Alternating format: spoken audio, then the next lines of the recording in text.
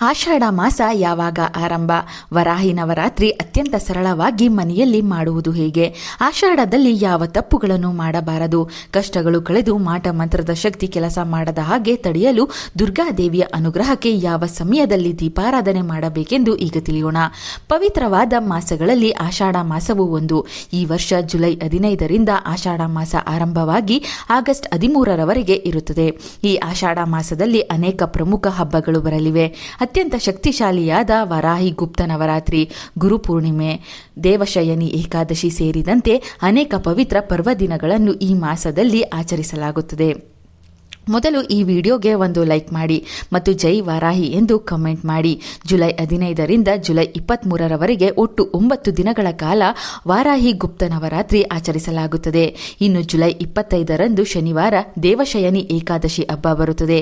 ಈ ವರ್ಷದ ಶಯನಿ ಏಕಾದಶಿ ಅತ್ಯಂತ ಶಕ್ತಿಶಾಲಿಯಾಗಿದೆ, ಏಕೆಂದರೆ ಶನಿವಾರದಂದು ಏಕಾದಶಿ ಬರುವುದು ಅತ್ಯಂತ ವಿಶೇಷವೆಂದು ನಂಬಿಕೆ ಇದೆ.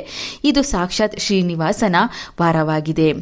ಈ ಶಯನಿ ಏಕಾದಶಿಯಂದು ಶ್ರೀ ಮಹಾವಿಷ್ಣುವನ್ನು ಭಕ್ತಿಯಿಂದ ಪೂಜಿಸಿದರೆ ಮನಸ್ಸಿನ ಎಲ್ಲ ಇಚ್ಛೆಗಳು ಖಂಡಿತವಾಗಿಯೂ ನೆರವೇರುತ್ತವೆ.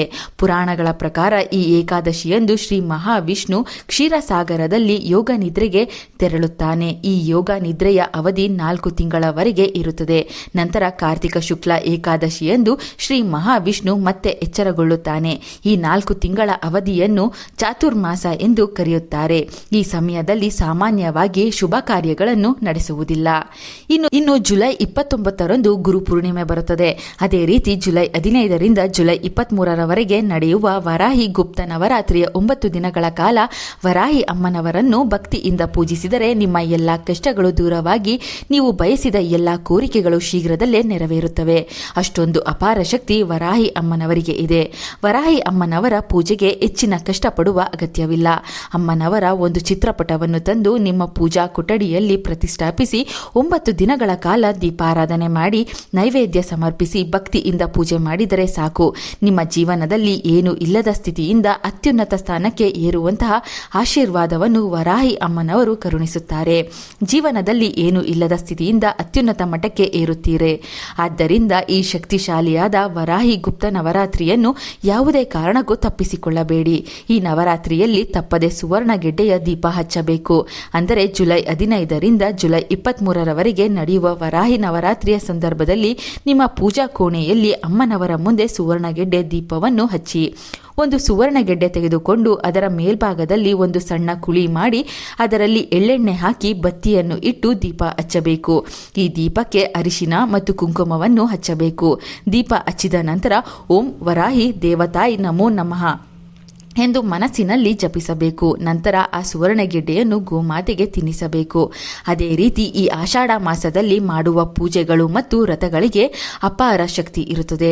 ಆದ್ದರಿಂದ ಯಾರು 7 ಶನಿವಾರಗಳ ವ್ರತ ಮಾಡಲು ಬಯಸುತ್ತೀರೋ ಅವರು ಈ ಆಷಾಢ ಮಾಸದಲ್ಲಿಯೇ 7 ಶನಿವಾರಗಳ ವ್ರತವನ್ನು ಆರಂಭಿಸಿದರೆ ಇನ್ನೂ ಉತ್ತಮ. ಇದರಿಂದ ವೆಂಕಟೇಶ್ವರ ಸ್ವಾಮಿಯ ಅಪಾರ ಅನುಗ್ರಹ ದೊರೆತು ಬಡತನ ದೂರವಾಗುತ್ತದೆ. ಆಷಾಢ ಮಾಸವು ವೆಂಕಟೇಶ್ವರ ಸ್ವಾಮಿಗೆ ಅತ್ಯಂತ ಪ್ರಿಯವಾದ ಮಾಸ ವೆಂದು ಪುರಾಣಗಳಲ್ಲಿ ಹೇಳಲಾಗಿದೆ. ಈ ಆಷಾಢ ಮಾಸದಲ್ಲಿ ಮಾಡುವ ಪೂಜೆಗಳು ಮತ್ತು ವ್ರತಗಳು ಅತ್ಯಂತ ಶ್ರೇಷ್ಠವಾದವು. ಆದರೆ ಶುಭ ಕಾರ್ಯಗಳನ್ನು ಮಾತ್ರ ಯಾವುದೇ ಕಾರಣಕ್ಕೂ ಮಾಡಬಾರದು. ವಿಶೇಷವಾಗಿ ವಿವಾಹ, ನಿಶ್ಚಿತಾರ್ಥ, ಗೃಹ ನಿರ್ಮಾಣದ ಶುಭಾರಂಭ, ಗೃಹ ಪ್ರವೇಶ, ಹೊಸ ವಾಹನ ಖರೀದಿ ಹಾಗೂ ಹೊಸ ವ್ಯವಹಾರ ಆರಂಭಿಸುವುದನ್ನು ತಪ್ಪಿಸಬೇಕು. ಈ ಆಷಾಢ ಮಾಸದಲ್ಲಿ ಮನೆಯಲ್ಲಿರುವ ಎಲ್ಲ ಹೆಣ್ಣು ಮಕ್ಕಳು ತಪ್ಪದೆ ಗೋರಂಟಿ ಅಂದರೆ ಮೆಹಂದಿ ಹಾಕಿಕೊಳ್ಳಬೇಕು. ಮದುವೆಯಾಗದ ಯುವತಿಯರು ಈ ಮಾಸದಲ್ಲಿ ಗೋರಂಟಿ ಹಾಕಿಕೊಂಡರೆ ಅವರ ಮನಸ್ಸನ್ನು ಅರ್ಥ ಮಾಡಿಕೊಳ್ಳುವ ಒಳ್ಳೆಯವರ ದೊರೆಯುತ್ತಾನೆ ಎಂಬ ನಂಬಿಕೆ ಇದೆ. ಮದುವೆಯಾದ ಮಹಿಳೆಯರು ಗೋರಂಟಿ ಹಾಕಿಕೊಂಡರೆ ದೀರ್ಘ ಸುಮಂಗಲಿ ತತ್ವದ ಆಶೀರ್ವಾದ ದೊರೆಯುತ್ತದೆ ಎಂದು ಹೇಳಲಾಗುತ್ತದೆ. ವೈಜ್ಞಾನಿಕ ದೃಷ್ಟಿಯಿಂದಲೂ ನೋಡಿದರೆ ಆಷಾಢ ಮಾಸದಲ್ಲಿ ಗೋರಂಟಿ ಹಾಕುವುದರಿಂದ ದೇಹದ ಉಷ್ಣ ಕಡಿಮೆಯಾಗುತ್ತದೆ. ಮಹಿಳೆಯರಲ್ಲಿ ಗರ್ಭಾಶಯಕ್ಕೆ ಸಂಬಂಧಿಸಿದ ಕೆಲವು ತೊಂದರೆಗಳು ಕಡಿಮೆಯಾಗಿ ಉತ್ತಮ ಆರೋಗ್ಯ ಲಭಿಸುತ್ತದೆ. ಹೊಸದಾಗಿ ಮದುವೆಯಾದ ದಂಪತಿಗಳು ಈ ಆಷಾಢ ಮಾಸದಲ್ಲಿ ಸ್ವಲ್ಪ ದೂರವಿರುವುದು ಸಂಪ್ರದಾಯವಾಗಿದೆ. ಆದ್ದರಿಂದ ಹೊಸ ವಧುವನ್ನು ಈ ಮಾಸದಲ್ಲಿ ತವರು ಮನೆಗೆ ಕಳುಹಿಸುವ ಪದ್ಧತಿ ಇದೆ. ಈ ಆಷಾಢ ಮಾಸದಲ್ಲಿ ಮನೆಯಲ್ಲಿ ದೀಪಾರಾಧನೆ ಮಾಡುವಾಗ ಹಸುವಿನ ತುಪ್ಪದಿಂದಲೇ ದೀಪ ಹಚ್ಚಬೇಕು. ತುಪ್ಪದ ದೀಪ ಹಚ್ಚಿದರೆ ಅಪಾರ ಲಕ್ಷ್ಮಿ ಕಟಾಕ್ಷ ದೊರೆಯುತ್ತದೆ. ಈ ತಿಂಗಳಿನಲ್ಲಿ ಉಗ್ರ ಸ್ವರೂಪಿ ದೇವರುಗಳನ್ನು ಹೆಚ್ಚಾಗಿ ಪೂಜಿಸಿ ಗ್ರಾಮ ದೇವತೆ ಉಗ್ರ ನರಸಿಂಹ, ದುರ್ಗಾ ಮಾತೆ, ಚಾಮುಂಡೇಶ್ವರಿ, ಚೌಡೇಶ್ವರಿ, ಕಾಲಭೈರವ ಪೂಜೆ ಮಾಡಬೇಕು. ಆಷಾಢ ಮಾಸದಲ್ಲಿ ಸಾಧ್ಯವಾದಷ್ಟು ಹೆಚ್ಚು ಪವಿತ್ರ ಕ್ಷೇತ್ರಗಳಿಗೆ ಭೇಟಿ ನೀಡಬೇಕು. ಈ ತಿಂಗಳಲ್ಲಿ ಪುಣ್ಯಕ್ಷೇತ್ರಗಳ ದರ್ಶನ ಮಾಡಿದರೆ ದೇವರ ಅನುಗ್ರಹ ಸುಲಭವಾಗಿ ದೊರೆತು ಮನಸ್ಸಿನ ಆಶಯಗಳು ಈಡೇರುತ್ತವೆ. ತುಳಸಿ ಗಿಡದಲ್ಲಿ ಮಹಾಲಕ್ಷ್ಮೀ ದೇವಿ ನೆಲೆಸಿರುತ್ತಾಳೆ ಎಂಬ ನಂಬಿಕೆ ಇದೆ. ಆದ್ದರಿಂದ ನಿಮ್ಮ ಮನೆಯಲ್ಲಿ ತುಳಸಿ ಕಟ್ಟೆ ಇಲ್ಲದಿದ್ದರೆ ಆಷಾಢ ಮಾಸ ಆರಂಭವಾಗುವ ಮುನ್ನ ಒಂದು ತುಳಸಿ ಗಿಡವನ್ನು ತಂದು ಮನೆಯ ಈಶಾನ್ಯ ದಿಕ್ಕಿನಲ್ಲಿ ನೆಡಬೇಕು. ಈ ಮಾಸದಲ್ಲಿ ಪ್ರತಿಯೊಬ್ಬರು ತುಳಸಿಯನ್ನು ಪೂಜಿಸಬೇಕು. ತುಳಸಿ ಕಟ್ಟೆಯ ಬಳಿ ದೀಪ ಹಚ್ಚಿ ಪ್ರದಕ್ಷಿಣೆ ಮಾಡಿದರೆ ಮನೆಯ ಐಶ್ವರ್ಯ ಹೆಚ್ಚುತ್ತದೆ. ಈ ಆಷಾಢ ಮಾಸವು ಪರಮಶಿವನಿಗೂ ಅತ್ಯಂತ ಪ್ರಿಯವಾದ ಮಾಸವಾಗಿದೆ. ಆದ್ದರಿಂದ ಆಷಾಢ ಮಾಸದಲ್ಲಿ ಬರುವ ಬುಧವಾರ ಶಿವಾಲಯಕ್ಕೆ ಹೋಗಿ ಶಿವನಿಗೆ ಅಭಿಷೇಕ ಮಾಡಿದರೆ ಕುಟುಂಬಕ್ಕೆ ಶುಭ ಹಾಗೂ ಭಾಗ್ಯ ಲಭಿಸುತ್ತದೆ. ಆಷಾಢ ಮಾಸದ ಮೊದಲ ದಿನ ಮನೆಯ ಬಾಗಿಲಿಗೆ ಬೇವಿನ ಎಲೆಗಳ ತೋರಣ ಕಟ್ಟಬೇಕು ಹಾಗೂ ಮನೆಯೆಲ್ಲೆಡೆ ಪವಿತ್ರ ನೀರನ್ನು ಸಿಂಪಡಿಸಬೇಕು. ಇದರಿಂದ ಮನೆಯ ಮೇಲಿರುವ ದೃಷ್ಟಿ ದೋಷಗಳು ನಿವಾರಣೆಯಾಗುತ್ತವೆ. ಈ ಆಷಾಢ ಮಾಸದ ಪೂರ್ತಿ ತಿಂಗಳು ಮನೆಯ ಉತ್ತರ ದಿಕ್ಕಿನಲ್ಲಿ ಉಪ್ಪನ್ನು ಒಂದು ಬಟ್ಟೆಯಲ್ಲಿ ಕಟ್ಟಿ ಇಡಬೇಕು. ವಾರಕ್ಕೊಮ್ಮೆ ಆ ಉಪ್ಪನ್ನು ಬದಲಾಯಿಸಬೇಕು. ಹೀಗೆ ಮಾಡಿದರೆ ಸಾಲ ಬಾಧೆಗಳು ಕಡಿಮೆಯಾಗುತ್ತವೆ ಎಂಬ ನಂಬಿಕೆ ಇದೆ. ಈ ಆಷಾಢ ಮಾಸದಲ್ಲಿ ಬರುವ ಪ್ರತಿಯೊಂದು ಶುಕ್ರವಾರ ಮತ್ತು ಶನಿವಾರ ಅತ್ಯಂತ ಶಕ್ತಿಯುತವಾದ ದಿನಗಳು. ಆದ್ದರಿಂದ ಪ್ರತಿ ಶುಕ್ರವಾರ ಮಹಾಲಕ್ಷ್ಮೀ ದೇವಿಯನ್ನು, ಪ್ರತಿ ಶನಿವಾರ ಶ್ರೀ ವೆಂಕಟೇಶ್ವರ ಸ್ವಾಮಿಯನ್ನು ಪೂಜಿಸಬೇಕು. ಈ ಆಷಾಢ ಮಾಸದಲ್ಲಿ ಬೇರೆ ಏನನ್ನಾದರೂ ಮಾಡಿದರೂ ಮಾಡದಿದ್ದರೂ ನಿಮ್ಮ ಗ್ರಾಮ ದೇವತೆಯನ್ನು ತಪ್ಪದೆ ಪೂಜಿಸಬೇಕು. ದೇವಿಗೆ ರಾಹು ಕಾಲದಲ್ಲಿ ನಿಂಬೆಹಣ್ಣಿನ ದೀಪ ಹಚ್ಚಿ ನಿಂಬೆಹಣ್ಣಿನ ಮಾಲೆಯನ್ನು ಅರ್ಪಿಸಿದರೆ ಶತ್ರು ಬಾಧೆಗಳು ಕಳೆಯುತ್ತದೆ.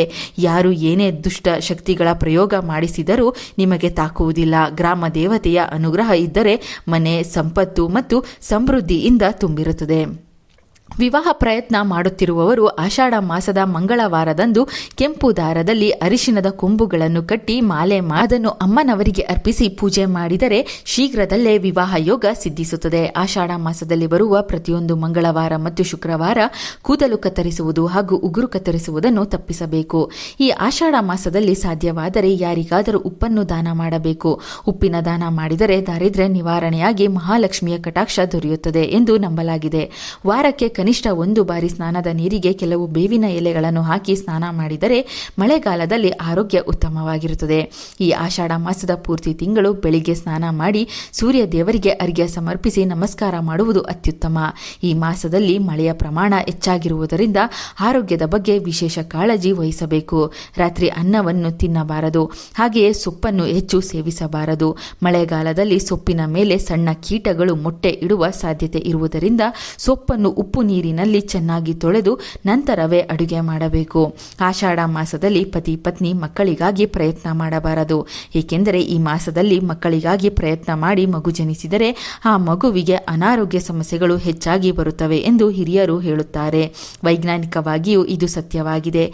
ಈ ಮಾಸದಲ್ಲಿ ದುರ್ಗಾ ಮಾತೆಗೆ ಕುಟುಂಬ ಸಮೇತರಾಗಿ ಬಳೆ, ಹೂವು, ಸೀರೆ, ಅರಿಶಿನ, ಕುಂಕುಮವನ್ನು ಅರ್ಪಿಸಿ ಕುಟುಂಬ ಕ್ಷೇಮವಾಗಿರಲಿ ಎಂದು ಬೇಡಿಕೊಳ್ಳಿ. ಇದರಿಂದ ಮುಂದಿನ ಆಷಾಢದವರೆಗೂ ದುರ್ಗಾದೇವಿ ರಕ್ಷಣೆ ನಿಮಗೆ ಸಿಗುತ್ತದೆ. ಆಷಾಢ ಮಾಸದ ಈ ವಿಡಿಯೋಗೆ ಒಂದು ಲೈಕ್ ಕೊಟ್ಟು ಜೈ ದುರ್ಗೆ ಎಂದು ಭಕ್ತಿಯಿಂದ ಬರೆಯಿರಿ. ನಮ್ಮ ಚಂದನಾಲೋಕ ಯೂಟ್ಯೂಬ್ ಹಾಗೂ ಫೇಸ್ಬುಕ್ ಪೇಜನ್ನು ಫಾಲೋ ಮಾಡಿ. Thank you.